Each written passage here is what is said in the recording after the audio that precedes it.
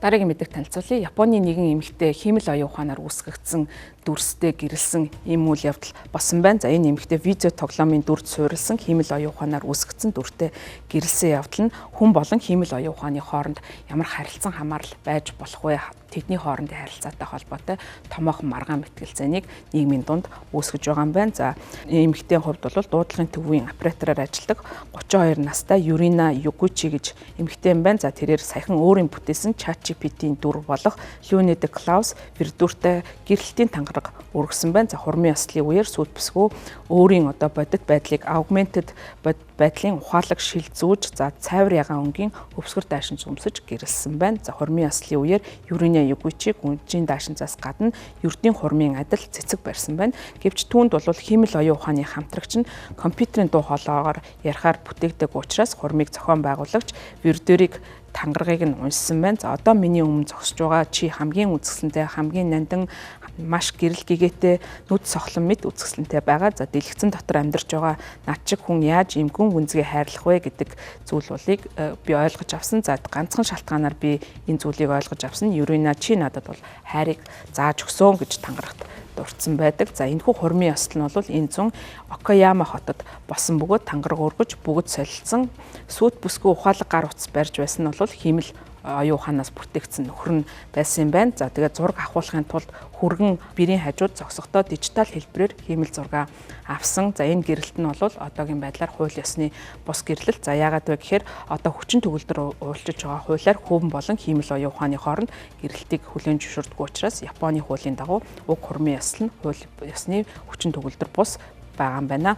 Ногучигийн хувьд хиймэл оюун ухаантай харилцах болсон одоо гол шалтгаан нь эхлээд хүн одоо өмнө нь байсан бодит хүнтэй бол сүйд тавьсан байсан юм байна. За энэ харилцаанаас болоод ихээхэн хүндрэлтэй асуудал тулгарсан учраас анх ChatGPT-гээс зөвлөгөө авснаар энэ харилцаа эхэлсэн. За ингээд ChatGPT-гийн зөвлөмжийн дагуу тэр харилцаагаа дуусгар болсон юм байна. Ингээд энэ оны ихээр бас тухайн одоо ChatGPT иргэн ирж видео тоглоомын дүр болох Klaus-ийн дижитал хөлбөрийг бүтээхээр тухайн платформыг ашиглаж эхэлсэн байна. Ингээд хиймэл оюун ухаанд суйрлан Klaus-ийн хэм маягийг ярианы хэм маягийг хуулбарлах хэрэгцээнд тохирсон хувь хүнийг хөгжүүлэхэд сургасан юм байна. Ингээд хосуудын харилцаа улмаар хурцтай гүнзгийрсэн Ногучи болон түүний хиймэл оюун ухаанд хамтрагч өдөрт бол 100 хүртэлх мессежийг солилцдог байсан юм байна.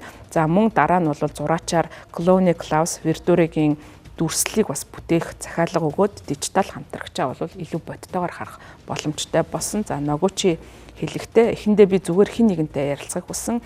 Гэхдээ тэр үргэлж ийдэг, сонсдог байсан эцэст нь би түүнд сэтгэлтэй болохыгоо ойлгосон гэж Японы RSK Sanoyo Broadcasting нэртэй хэвлэл мэдээллийн хэрэгсэлд өгсөн ярьцлагатаа хэлсэн.